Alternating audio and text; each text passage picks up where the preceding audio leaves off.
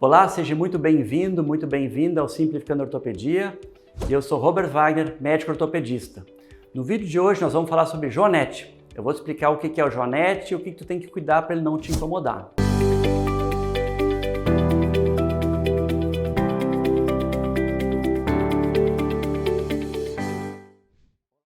Bom, o joanete é uma deformidade do dedo maior, do primeiro dedo, né, em que vai começar a formar uma saliência na parte mais interna do pé e a ponta do dedão, a ponta do primeiro dedo, vai começar a entortar em direção ao segundo dedo. Então, o dedo fica com uma saliência e um aspecto de torto, certo? O nome correto científico, a gente chama isso de hallux valgus, né? Porque hallux é a denominação científica do dedão do pé, do primeiro dedo, e valgus o nome da deformidade. Então existe basicamente dois tipos de joanete.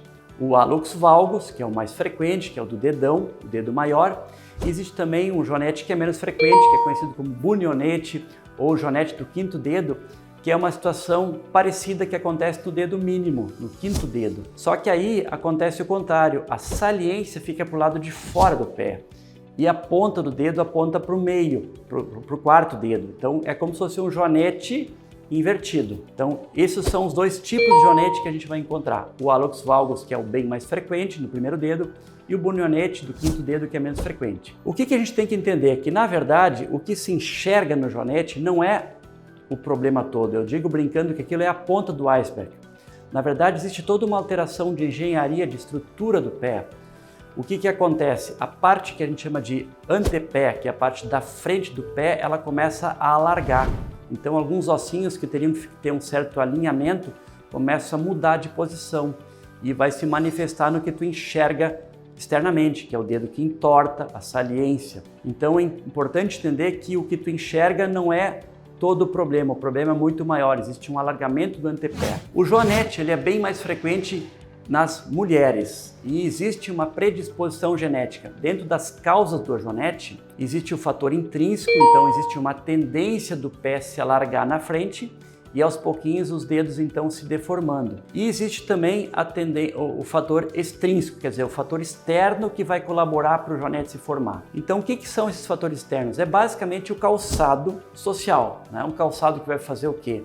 Vai juntar, vai forçar os dedos a ficarem amontoados na frente, que é o bico fino. E no sapato social existe o salto alto. Então o que acontece quando tu usa o salto alto? Tu vai empurrar o peso do teu pé para a parte da frente. Então tu vai juntar dois fatores.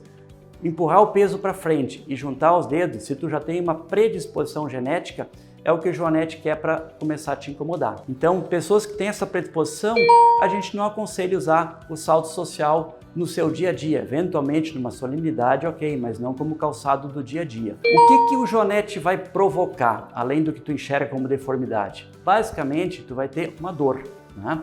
Uma dor que tem muitas variações, é uma dor que às vezes pode ser de forma contínua, uma dor que vai acontecer com o calçado que aperta, e essa dor ela tem que ser muito bem avaliada, muito bem examinada, porque ela pode acontecer em vários pontos no joanete.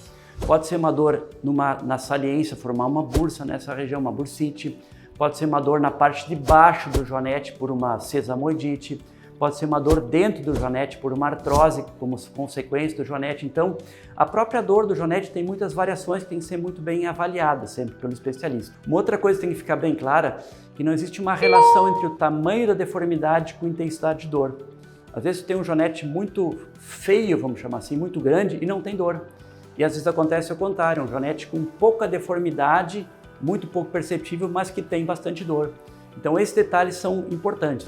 Quanto a tratamento, né? O tratamento ele sempre varia muito conforme o sintoma, tá? O tratamento ele tem a função assim, de amenizar a dor. Então a primeira coisa importante, a pessoa que já tem uma predisposição, tem aquele antepé mais largo, tem que ter muito critério na hora de comprar o sapato, né? Ele tem que comprar o calçado mais confortável, não o mais bonito, mais confortável. Depois tu pode usar assim protetores de joanete dentro do calçado.